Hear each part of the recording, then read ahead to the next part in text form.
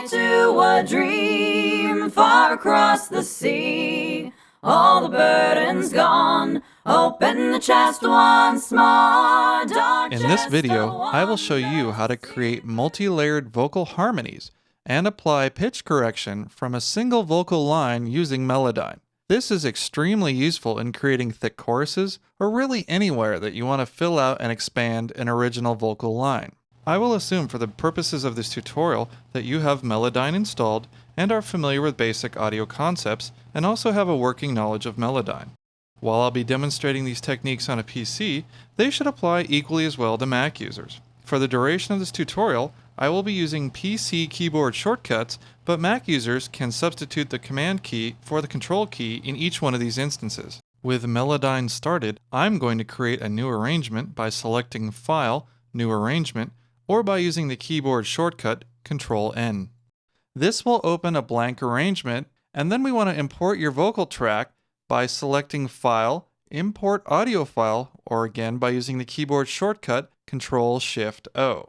It is best to use mono tracks with Melodyne, as Melodyne will have an easier time detecting the notes in a mono file. I'm currently using a 24-bit 96 kHz WAV file, however, you can use whatever resolution your audio hardware supports. If you have not imported your audio file previously, Melodyne will detect or analyze the notes in your file. If you are re-importing a file, Melodyne will skip the detection process. Once the detection process is complete, your file is imported into the first track, and you will notice that Melodyne has created a graphical representation of your WAV file. The arrangement window, depending on your version of Melodyne, contains 8 tracks by default, and you can add more as necessary. Your file is now ready to be edited. Pitch correction is the very first step that I do to every audio file that I import into Melodyne, so that's where we'll start.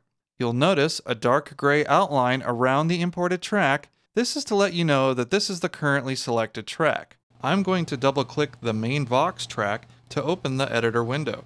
I like to see what notes Melodyne is going to pitch correct, and this will allow me to watch.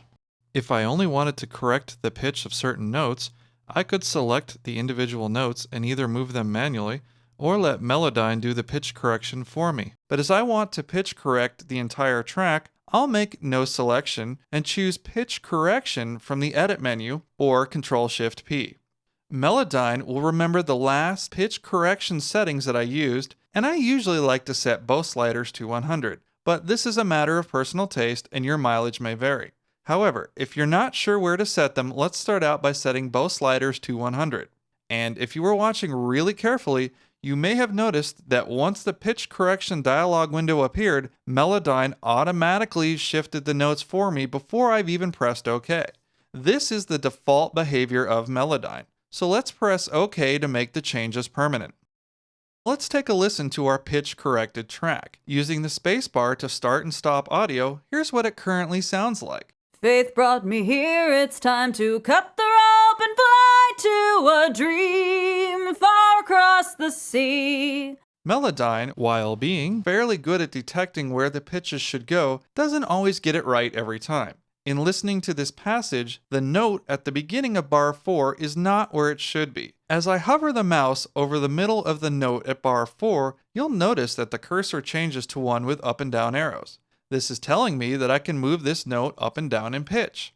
As I currently have Note Snap enabled, which is the default setting, if I move this note up 2 half steps, Melodyne will snap the note to the next correct pitch. I'm going to move this note up 2 half steps as this is where the note should be. If I wanted to move this note with greater precision, I could turn off note snapping by selecting No Snap from the drop-down list in the lower left-hand corner of the editor window. This would allow me to move the note to any pitch, but for now I'm going to leave Note Snap on. I'm now ready to make my first vocal harmony.